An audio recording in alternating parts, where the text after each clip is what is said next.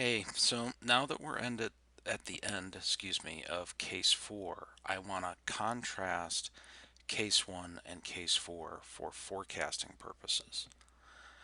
Now, first thing to recognize is that whether anybody has the econometric tools to go out and estimate these things, people do make mental forecasts of where the data is going to be based on looking at a cloud of points on a graph.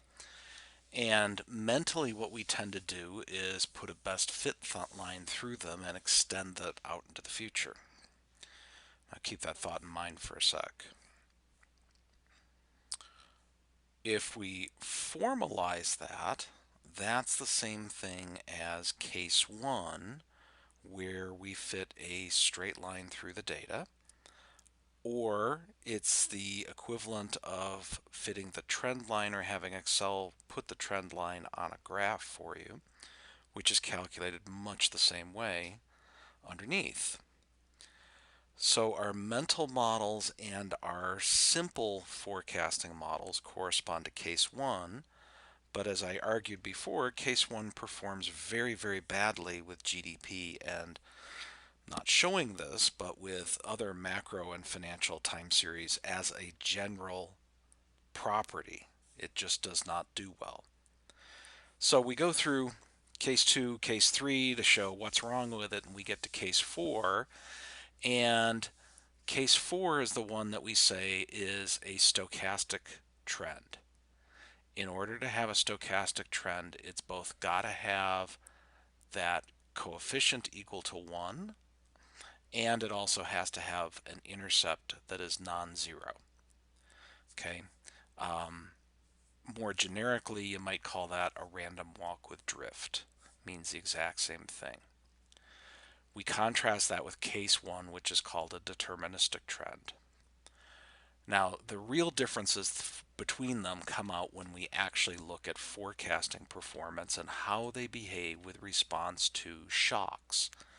So what I want to do is I want to take data like I have right here and put this in its own spreadsheet and do the same thing for case 1 so that I have case 1 fitted values and case 4 fitted values right next to each other.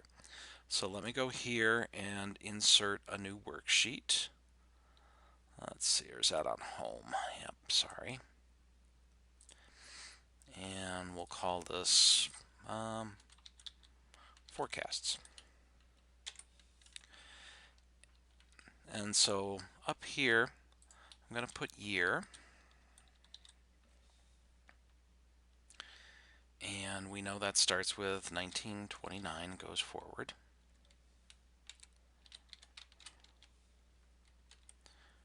Oops. And then what I want to do is create the fitted value for case 1. So we'll put this right here. Case 1 fitted value. Now we've already done this in the other sheet, so it's just kind of a matter of going over there and refreshing our memory about how we did it.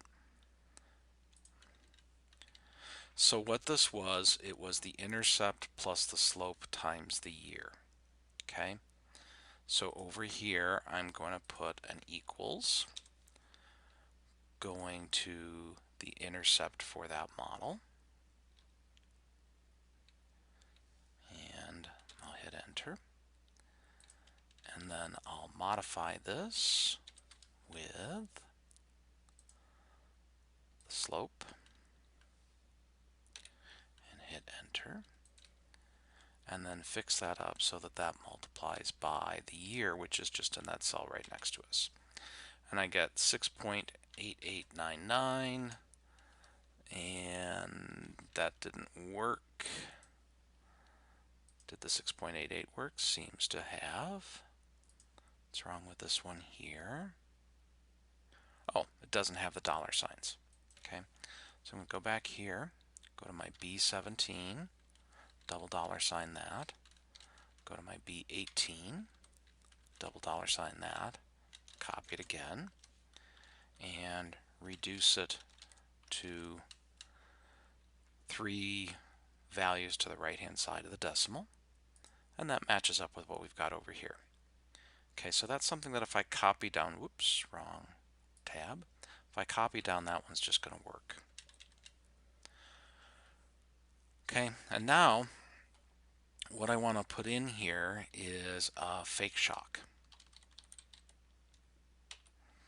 And I'm going to make this 0 for most of these cells here. Okay, and then I'm going to copy this down to like 2020. I think that's going to be a little too far. Yep. Here we go, like so. And then I want to create my simulated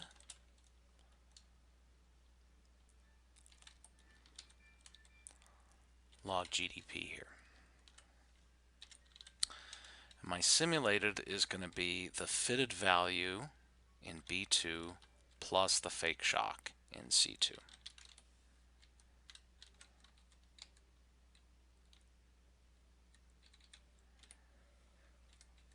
Okay, so if I plot this out, this is just going to look like a straight line. And it'd probably be easier for me. Maybe not.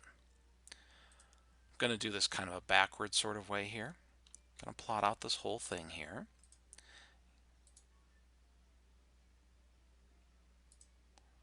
Like so. And then I'm going to, as I said, I'm going to do it backwards here. I'm going to select data and I'm going to delete out the fitted value and the fake shock so that all I'm left with is the simulation, which it's down here.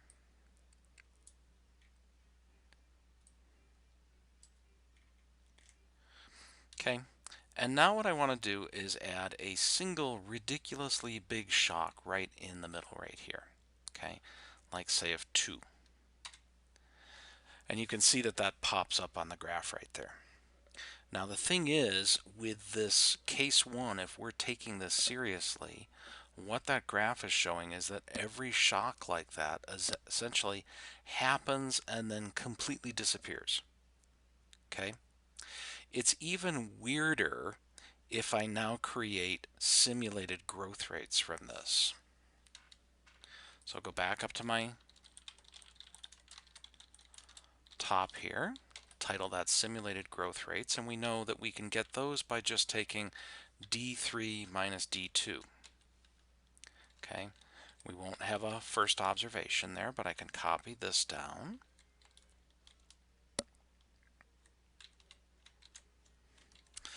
And I'm going to create a graph of this the exact same way. I'm going to graph all my series because that's kind of like what Excel wants to do anyway. And then I'll delete out the stuff that I don't want. So I want to show just the growth rate, so I'm going to remove the fitted value and the fake shock and the simulated levels and get just the growth rates. And here you go. This is what I get for this one. Okay, now this one is kind of hard to see, but in fact what has happened here is that in order to get up in here in levels to get this big shock to appear and then disappear, in the growth rates it's actually got to appear and be completely canceled out the next period, which is very, very strange. You know, do we really think that the world works that way? Probably not. Okay, now stop for a minute. If you agree with me that the world doesn't seem to work this way, go back about 6-7 minutes to when I said this is what people are doing in their heads when they form a mental model by putting a straight line through a set of points. Okay, they are assuming that this is exactly the sort of behavior that you're going to get in the forecast. So it's kind of crazy at the end, but you don't see that at the beginning. Okay, and I have to admit that when I first learned this stuff 25 years ago, it took me a long time to get my mind around this idea that this trend stationary setup was so goofy, because it seems like such a natural thing to do. Okay, so now I want to contrast this with what happens in case 4. Okay, so I'm going to move these over here out of the way. And now go up to case 4. And for case 4, the fitted values are actually the growth rates. Okay, so I'm going to put in like a separator cell here. Okay, and I'll go over here and I'll put my fitted growth rates. And these are the ones that over in case 4 are these right here. Okay, the fitted growth rate in case 4 is just the fake intercept that I created there, the 0.034. So I'm going to go back over here and I'm just going to, whoops, I want to make sure these things start in 1930. So I'm going to go down a cell here, and this is equals this value in case 4, like so. And I can copy that. Well, I don't have to copy it down right now. And then I want to have my fake shock. And then I want to have my simulated growth rate. And from that, I want to get my simulated log of GDP. Okay, so my fake shock is again going to start out as a 0. And my simulated growth rate is going to be the sum of those two things. And then for my simulated log GDP here, I'm not going to have a first observation. So I'm going to use the first observation that's actually in the real data set. So right there. And then I'm going to build off of that. Okay. So the way that we would build off of that is the simulated growth rate gets added on to this. So that would just be J2 plus I3, like so. And if we copy it down, you can see that, oops, doesn't like that. Okay, it doesn't like this because I had to double $sign that one. Let's copy that again. Okay, and I get this. And now this ought to be able to be copied all the way down to the bottom, like so.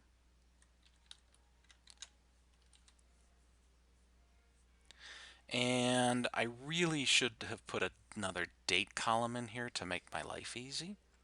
So I'm going to insert one. And again, I'll make this year. And I'm just going to make this A2. Copy that down. And make that wide enough. And we'll take all these things. And whoops. There it is. Thought that dialog popped up for a minute. Make those as numbers that are 3 digits long and center them like so. Okay. And so the simulated log GDP should look something like the real one. So starts out at 7.012 and down at the bottom it's at 10.097. If we go back to our actual data, that actually is not far off from where we are. 2018, it's saying 9.804. This was 10.063, so it's off by about 0.2 or something like that. It's okay. And now what I want to do is put in a big shock here. Okay, so we're going to go put it in the exact same spot. I can't see that here. Where did I put it? There it is, 1955. We're just going to make that a huge shock.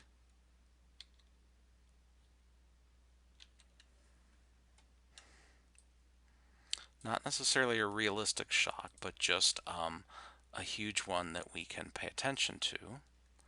And you can see over here what happens with the data. Okay, it jumps up right there.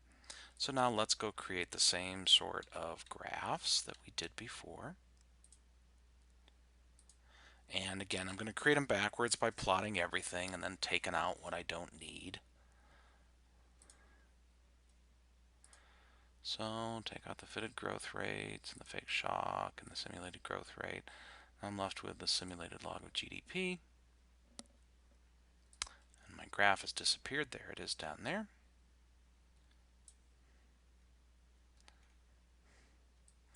And I'll bring it up and put it next to the one from the previous one. And scooch this over so you can see both of them.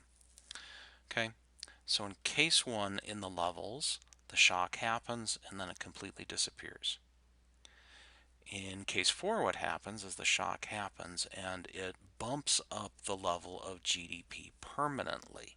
Okay, that's why in case 4 and after we say that the shocks have permanent effects on GDP, and we say over here that they have transitory effects on GDP. Now if I do the same thing for growth rates, highlight those 4 columns, do a chart of them, and then remove what I don't want. I didn't want the fitted growth rate or the fake shock, I just want the simulated growth rate.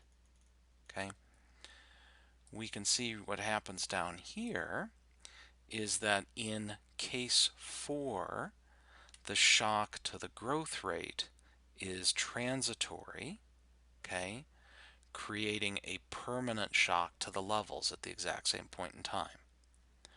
Over in case 1, we get this weird result that in order for the shock to levels to be transitory, the shock to the growth rates actually has to have this mirror image reversal in order to make that happen.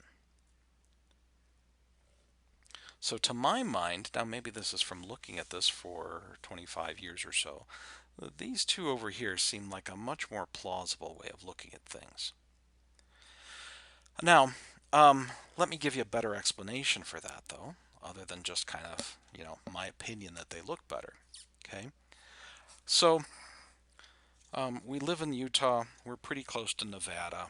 Okay, I know nobody in Utah has ever gambled before, but let's pretend that we know something about gambling. Okay, think about what happens if you go into a casino ready to gamble. Okay, you go in with a certain amount of money and you place your first bet. Okay, and let's say that you win your first bet. Do you get to keep the money? Well, the answer, of course, is yes. I mean, that's what betting is all about. If you win, you get to keep it. If you lose, they get to keep it. Okay?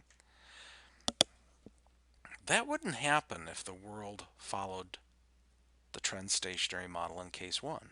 Okay? Think about it. The shock could be winning your first bet.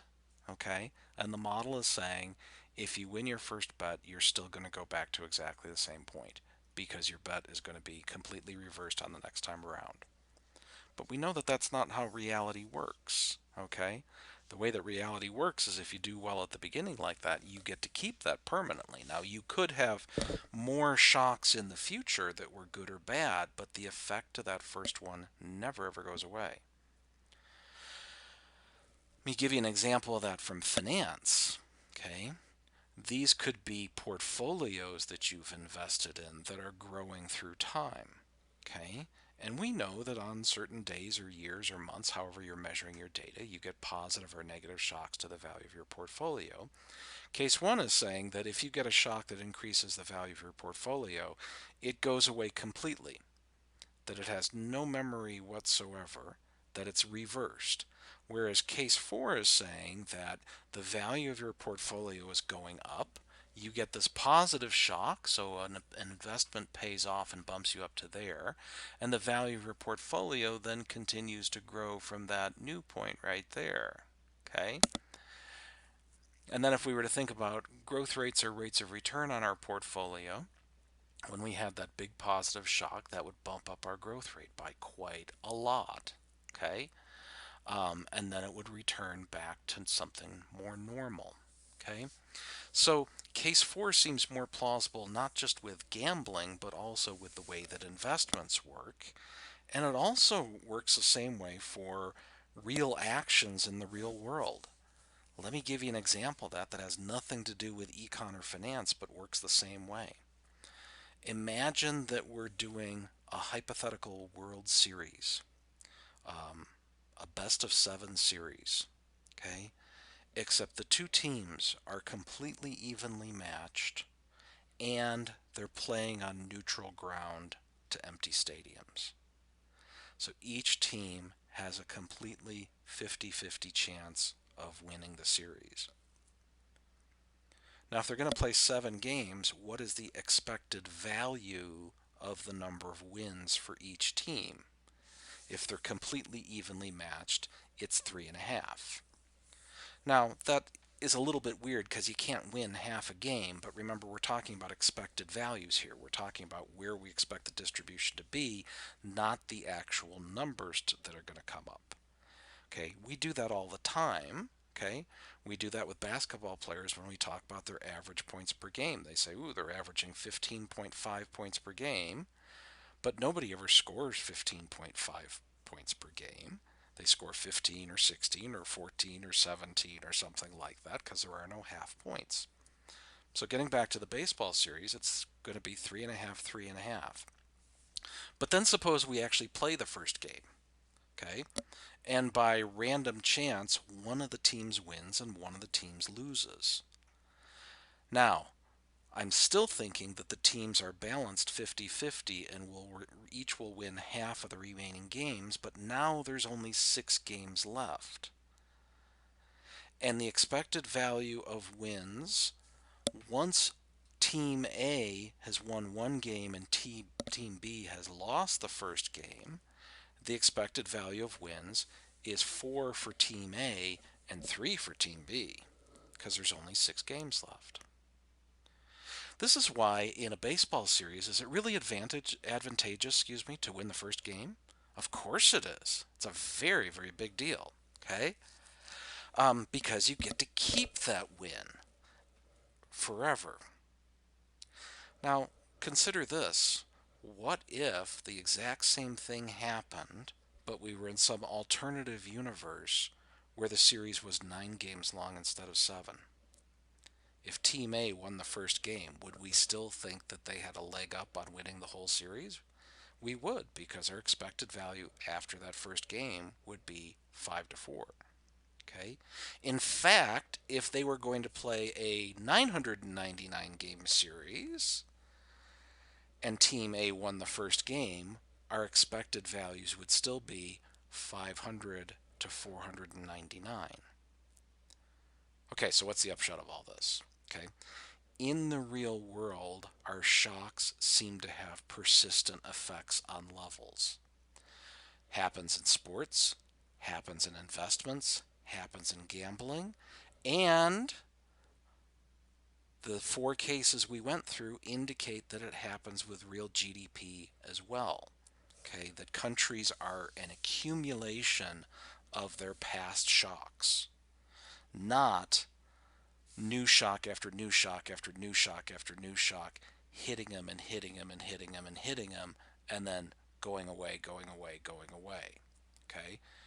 We get hit by a persistent shock that bumps us up, and then out in the future, could we get hit by a different shock? Absolutely, and maybe that would take us in a different direction. Okay? So let's actually put in some fake stuff and see how that would actually happen. So I've covered up 1955 here, but I'll go down to 1965, and we'll put a shock of, say, size 1 in there. And then we'll go down to 1975. Actually, I've got my graph in the way here. Let's go down to 1990 and put a shock of -2 here, followed by another shock of +1 in 1995. Okay? So you can see here in the growth rates that the shocks are not persistent. The shocks have transitory effects on growth rates, but look at what happens to the levels. Positive shock bumps it up permanently until a new shock bumps it up again permanently, and then another new shock bumps it down permanently. But very soon after that, another shock hits it that bumps it up again permanently. Now, when we look at this, this tells us how we expect the forecast to differ from these things. Over here in the deterministic trend, the shocks aren't going to have any effect and the forecast is going to go straight out into the distance here. Okay? And we are always going to revert back to that trend line. Okay? Over here in case 4, we don't revert to the same trend line. What we revert to is to the same growth rate, okay, down here. Okay? So these are called growth rate reverting, not level reverting or not trend reverting. Okay? And our forecast at any point in time is to continue the slope that we're on out into the future. So if we were going along this path, we would forecast to go out like this. But as soon as we got a new forecast that bumped us up to here, we would update our forecasts and go out in this direction. And when we got another shock, we'd forecast out like so. And when we got this negative shock, we'd forecast down here. And so we'd be continuously updating our forecasts of where we expect to be. You want to know something cool? I didn't tell you about this, but is this exactly what I did with COVID-19 forecasts? It is. So let me open that up. Let me see. I don't want COVID-19 rates. There we go. Forecasting deaths in Italy. Okay. When I was doing this the other day, what I was doing is calculating a growth rate and projecting out the level into the future for a couple days out into the future. Okay. But every day I was updating those level forecasts out into the future with the new information that occurred that day. So this is the forecast that I made back here. This one is the forecast I made back here. This one is the forecast I made the day before there. Okay, and so on and so forth. And, yes, those forecasts get worse and worse and worse the further we go out into the future. But doesn't every forecast get worse and worse and worse the farther we get out into the future? I think it does. So what's important here is we're updating, we're incorporating current information. So this idea of case 4, that trends are stochastic and that they bump around, seems really foreign at first because you're so conditioned to look at a set of points on a map and just put a straight line through it and extend it out into the distance. That seems so easy, and we've been doing it since we were kids, but it turns out to be really, really implausible when we actually get data because it's saying nothing new that we observe helps us forecast. Okay? Whereas what happens in the real world is every little bit of data changes your forecast a little bit, puts you on a different path, but helps you home in on where the future is going to be.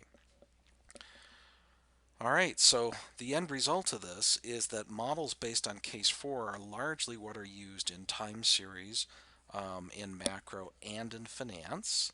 But we do continue to have one additional problem with this, which I mentioned at the end of the last video, which is that there's some serial correlation in those residuals, and we need to model that serial correlation with case 5.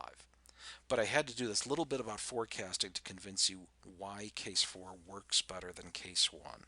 And it's all about continuous incorporation of how the shocks have moved the position of the trend line, okay, in the data. The trend line is not one thing that we go back to, it's a moving target that bounces around a little bit. And our best forecast is always our past growth rates coming off where our current position actually is. Okay?